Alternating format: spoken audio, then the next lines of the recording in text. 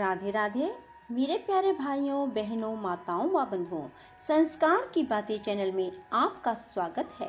बंधुओं, आज हरतालिका तीज के दिन मैं आपको श्रवण कराने जा रही हूँ हरतालिका तीज व्रत कथा। बंधुओं, हरतालिका तीज का व्रत भाद्रपद मास के शुक्ल पक्ष की तृतीय तिथि को मनाया जाता है। बंधुओं, जो मनुष्य भी हरितालिका तीज का व्रत रखते हैं उनका जीवन सुखमय हो जाता है। बंधुओं, कहा जाता है कि इस व्रत को महिलाएं अखंड सौभाग्य और सुखी दाम्पत्य जीवन के लिए रखती हैं। इस व्रत को सभी व्रतों में सबसे कठिन माना जाता है, क्योंकि हरतालिका तीज का व्रत निर्जल रखा जाता है। कुंवारी कन्याएं हरतालिका तीज व्रत को सुयोग्य वर की प्राप्ति के लिए रखती हैं। हरतालिका तीज व्रत के लिए मायके से महिलाओं के श्रृंगार का सामान, मिठाई, फल, कपड़े भेजे जाते हैं। बंधुओं, जो महिलाएं हरतालिका तीज व्रत रखती हैं उनके पति की आयु लंबी होती है और कुंवारी लड़कियों को सुयोग्य वर की प्राप्ति होती है। संतान सुख भी इस व्रत के प्रभाव से मिलता है।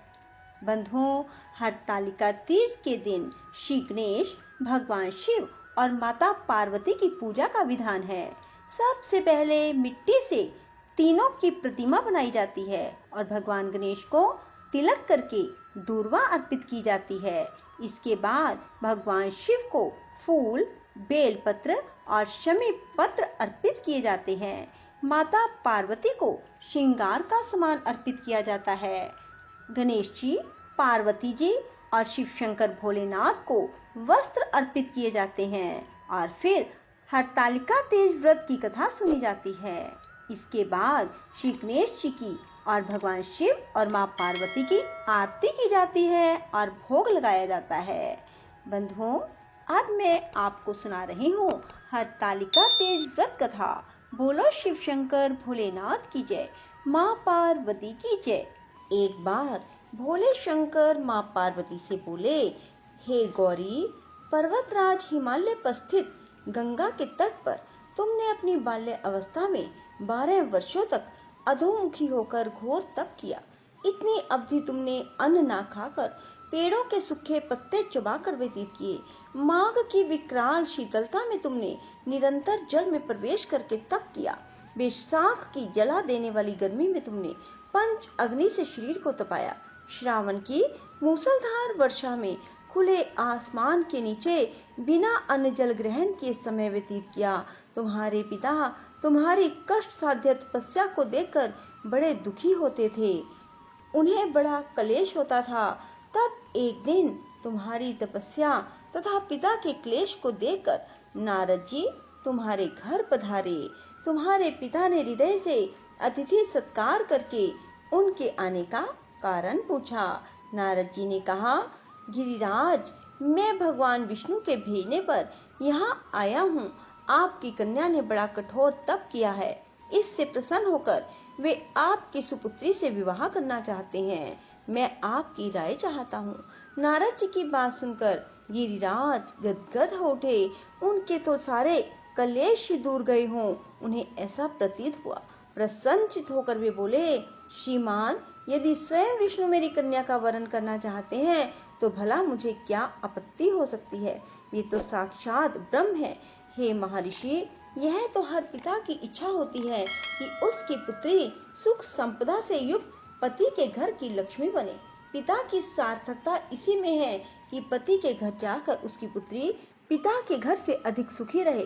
तुम्हारे पिता की स्वीकृति पाकर नारद जी विष्णु जी के पास गए और उनसे तुम्हारे विवाह के निश्चित होने का समाचार सुनाया।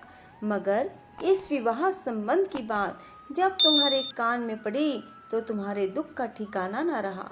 तुम्हारी एक सखी ने तुम्हारी इस मानसिक दशा को समझ लिया और तुमसे उसका कारण जानना चाहा। तब तुमने बताया, मैंने सच्चे हृदय से भगवान शिव शंकर का वरण किया है, किंतु मेरे पिता ने मेरा विवाह विष्णु जी से निश्चित कर दिया। मैं विचित्र धर्म संकट में हूँ, अब क्या करूँ। प्राण छोड़ देने के अतिरिक्त अब कोई भी उपाय शेष न बचा। तुम्हारी सखी बड़ी ही समझदार और सूझबूझ वाली थी। उसने कहा, सखी, प्राण त्यागने का इसमें कारण ही क्या है? संकट के मौके पर धैर्य से काम लेना चाहिए। नारी के जीवन की सार्थकता इसी में है कि पति रूप में हृदय से जिसे एक बार स्वीकार कर लिया, जीवन पर्यंत उसी से निर्वाह करे। सच्ची आस्था और एक निष्ठा के समक्ष तो ईश्वर को भी समर्पण करना पड़ता है। मैं तुम्हें घनघोर जंगल में ले चलती हूँ, जो साधना स्थली भी हो, और जहाँ तुम्हारे पिता तुम्हें खोज भी ना पाए, वहाँ तुम साधना में लीन हो जाना। मुझे विश्वास है कि ईश्वर अवश्य ही तुम्हारी सहायता करेंगे। तुमने ऐसा ही किया। तुम्हारे पिता तुम्हें घर पर ना पाकर बड़े दुखी और चिंतित हुए। वे सोचने लगे कि तुम ना जाने कहाँ चली गई हो।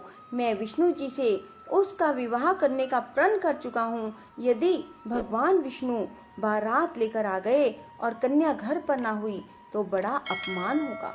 मैं तो कहीं मुख दिखाने के योग्य भी ना रहूंगा।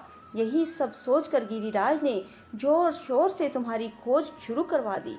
इधर तुम्हारी खोज होती रही और उधर तुम अपनी सखी के साथ नदी के तट पर एक गुफा में मेरी आराधना में लीन थी। भाद्रपद शुक्ल तृतीया को हस्त नक्षत्र था। उस दिन तुमने रेत के शिवलिंग का निर्माण करके व्रत किया। रात भर मेरी स्तुति के गीत गाकर जागी। तुम्हारी इस कष्ट साध्य तपस्या के प्रभाव से मेरा आसन डोलने लगा। मेरी समाधि टूट गई। मैं तुरंत तुम्हारे समक्ष जा पहुंचा और तुम्हारी तपस्या से प्रसन्न होकर तुमसे वर मांगने के लिए कहा। तब अपनी तपस्या के फलस्वरूप मुझे अपने समक्ष पाकर तुमने कहा, मैं हृदय से आपको पति के रूप में वरण कर चुकी हूँ। यदि आप सचमुच मेरी तपस्या से प्रसन्न होकर यहाँ पधारे हैं तो मुझे अपनी अर्धांगिनी के रूप में स्वीकार कर लीजिए। तब मैं तथास्तु कहकर कैलाश पर्वत पर लौट आया। प्रातः होते ही तुमने पूजा की समस्त सामग्री को नदी में प्रवाहित करके अपनी सहेली सहित व्रत का पारण किया। उसी समय अपने मित्र बंधु व दरबारियों सहित गिरिराज तुम्हें खोजते खोजते वहां आ पहुंचे और तुम्हारी इस कष्ट साध्य तपस्या का कारण और उद्देश्य पूछा। उस समय तुम्हारी दशा को देखकर गिरिराज अत्यधिक दुखी हुए और पीड़ा के कारण उनकी आंखों में आंसू उमड़ आए। तुमने उनके आंसू पोंछते हुए विनम्र भाव से कहा, पिताजी, मैंने अपने जीवन का अधिकांश समय कठोर तपस्या में बिताया है। मेरी इस तपस्या का उद्देश्य केवल यही था कि मैं महादेव को पति के रूप में पाना चाहती थी। आज मैं अपनी तपस्या की कसौटी पर खरी उतर चुकी हूँ। आप क्योंकि विष्णु जी से मेरा विवाह करने का निश्चय ले चुके थे, इसलिए मैं अपने आराध्य की खोज में घर छोड़कर चली आई। अब मैं आपके साथ इसी शर्त पर घर जाऊंगी कि आप मेरा विवाह विष्णु जी से ना करके महादेव जी से करेंगे। गिरिराज मान गए और तुम्हें घर ले गए। कुछ समय के बाद शास्त्रोक्त विधि विधान पूर्वक उन्होंने हम दोनों को विवाह सूत्र में बांध दिया। हे पार्वती, भाद्रपद की शुक्ल तृतीया को तुमने मेरी आराधना करके जो व्रत किया था, उसी के फलस्वरूप मेरा तुमसे विवाह हो सका। इसका महत्व यह है कि मैं इस व्रत को करने वाली कुंवारियों को मनोवांछित फल देता हूँ। इसलिए सौभाग्य की इच्छा करने वाली प्रत्येक युवती को यह व्रत पूरी एक निष्ठा और सच्ची आस्था से करना चाहिए।